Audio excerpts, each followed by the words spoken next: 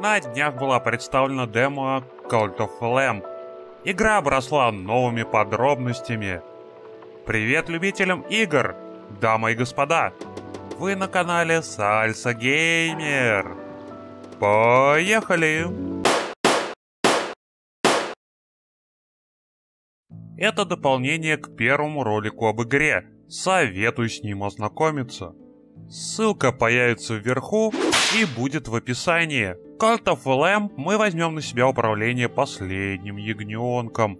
Злые болотные боги извели всех ягнят, потому что лесная ведьма им нагадала гибель от одного из агнцев. Игра начнется, собственно, с того, что главного героя обезглавят. Но не пугайтесь, наш герой лишь отправится к давно забытому божеству, которое раньше возглавляло культ агнцев и лесных жителей. Перед ним поставят нелегкий выбор. Божество одарит вас короной и мечом, чтобы наказать неверных, и попросит возродить его культ. Ягненок возвращается в мир живых, так сказать, и знатно раздает всем болотным тварям люлей. Боевые механики здесь ничем не отличаются от обычного рогалика. Здесь у нас есть удар, кувырок и спецспособность. Спецспособность вы будете получать из таких вот фонтанчиков. С собой таскать можно только одну, так что подумайте над выбором. Можно посередине поля боя разлить мазут, и все противники будут в него вляпываться и терять здоровье, но Greenpeace не одобряет. Есть еще снаряд огня, которым можно пальнуть. Арсенал будет явно богатым. Их можно будет находить и менять на входе в боевые локации.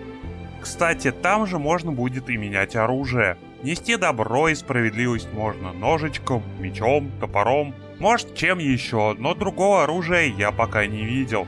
В бою вы можете уходить кувырком от нападения, а можете избивать удары во время подготовки к нападению. При этом враги всячески будут вас предупреждать о нападении, трясти тушкой и шипеть. Но не вздумайте от их милоты расслабить свои пальчики. Хоть и игра в Steam носит ярлык «Упрощенный рогалик», местные культисты мигом нашинкуют вашего барашка на котлеты. Атаковать они любят с разных сторон и одновременно. В общем, напрячь пальчики и кисти придется, а то и другие части тела. Задача будет одна — извести мерзкие болотные культы и спасти милых лесных обитателей от принесения в жертву, а потом привести их к себе в деревню. Игроку позволит выбирать имя, вид животного и цвет шерсти, а также какую маечку подарить за присоединение к культу. Вот прелесть какая. Я уже хочу сделать деревеньку зеленых котиков. Почему? Да потому что могу. Единственное, что нельзя поменять, это характер персонажей. Он обозначен внизу. Если персонаж лентяй, значит он лентяй и точка. Своих приспешников надо будет где-то селить. Для этого нашему агнцу придется создать целую деревню. Первое, что мы создадим, это кухню.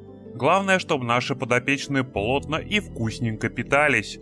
Для этого даже будет особый индикатор.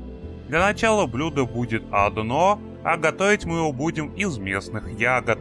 Со временем мы найдем и новые рецепты, и семена для выращивания новых культур. Локации с таким контентом будут помечены на карте значком книжечки для рецепта и семян соответственно.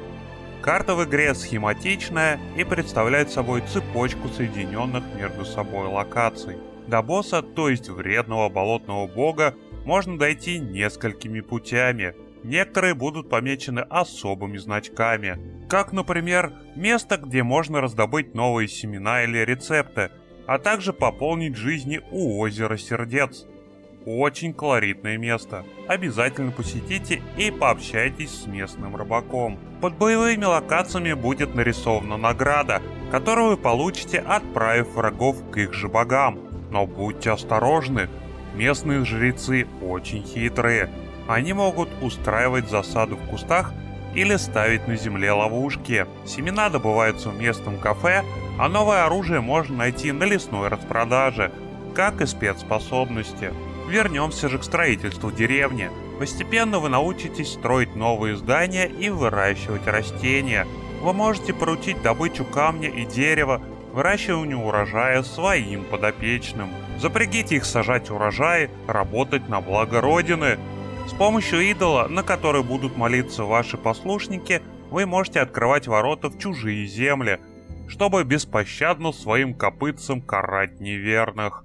У каждых ворот требования к численности культа, так что чем больше вы зверюшек соберете в свою паству, тем для вас лучше.